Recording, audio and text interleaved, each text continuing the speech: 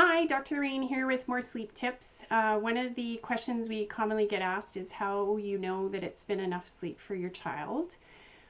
Generally, the principles we use in the office to ascertain whether it's been enough sleep is to see whether the child is falling asleep on their own at relatively the same time every night.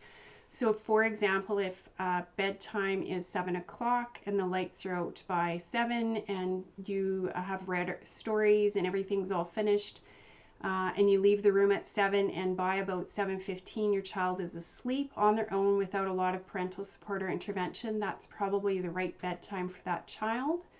If your child stays asleep throughout the night without waking up, and if your child wakes up in the morning at about the same time in a very refreshed, alert state, ready to face the day, coping and managing relatively well with the day, that's probably enough sleep for your particular child.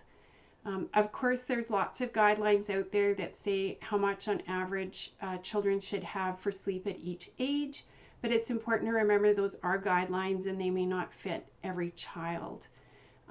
Naps are something that a lot of children outgrow, certainly by 4. It's unlikely children are napping, but there are still some 2-year-olds that don't need a nap. Usually parents can make that judgment on their own. If you skip a nap and children seem to be coping and managing with the day, then they're probably okay and not needing a nap. If you skip a nap and an hour or two later they're extremely irritable and miserable and continue to be irritable all night long, then probably they were still needing a nap.